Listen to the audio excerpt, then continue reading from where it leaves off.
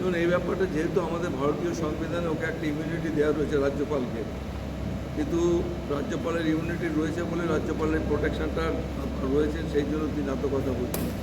আমাদের ভারতীয় সংবিধানে স্পিকারদেরও ইমিউনিটি দেওয়া রয়েছে, তাদেরও প্রোটেকশন দেওয়া রয়েছে।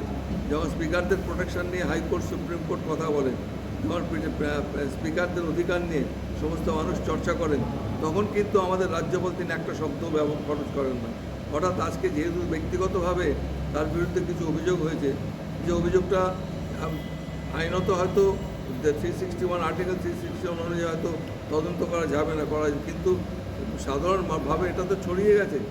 এখন আমাদের রাজ্যপাল তিনি অভিযোগ করেছেন কেন্দ্রের কাছে, আমাদের মাননীয় স্বরাষ্ট্রমন্ত্রীর কাছে, যে আমাদের দুজন যারা আধিকারিকরা রয়েছেন তাদের বিরুদ্ধে ব্যবস্থা গ্রহণের জন্য। দেখুন, এনকোয়ারি করার অধিকার সবার রয়েছে।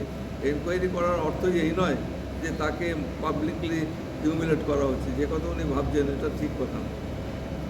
স্যার, রাজ্যপাল নিয়ে একটা এটা আপাতত আমাদের ক্লোজ চ্যাপ্টার, এটা নিয়ে আর ডিসকাস করার কোনো মানে নেই। মানে রাষ্ট্রপতি কোনো চিঠি বা নালিশ করবেন বলেছিলেন, এরকম কোনো আমার কাছে কিছু নেই ভাই। আমি আগের দিনও বলেছি যে বিধানসভার অধ্যক্ষকে সরানোর ক্ষমতা কারণ নেই, একমাত্র বিধানসভার সদস্য ছাড়া। সদস্যরা যদি মনে করেন যারা বিধানসভার অধ্যক্ষের বিরুদ্ধে অনাস্থা আনবেন, বিধানসভাতেই হবে। আমাদের রাজ্যপাল বা অন্য কোনো যারা পদাধিকারী রয়েছেন তাদের কোনো ক্ষমতা নেই সরিয়ে দেবেন।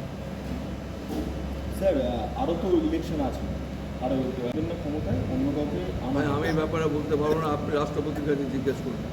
আমি তো রাষ্ট্রপতির কাছে চিঠি লিখেছেন, রাষ্ট্রপতি উত্তর দেবেন। স্যার, এই যে বিতর্কটা চলছিল, একই সমস্যা দাঁড়াবে তাহলে কি? দেখবো আমরা কি সমস্যা হবে দেখবো। আমি তো আগেও বলেছি যে বিধানসভা রাজ্যপালের কাছে হেল্পলেস নয়, we are not helpless two anybody, that much I should say. অর্থাৎ সেই চ্যাপ্টার 2 এর আর্টিকেল 5 ওটাকে ভাই আমি এখন কোনো কথা বলবো, I not pass any comment না।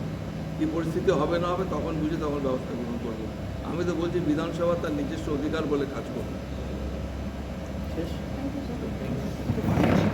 আপনার রাজনীতি, আপনার আওয়াজ, বাংলা খবর।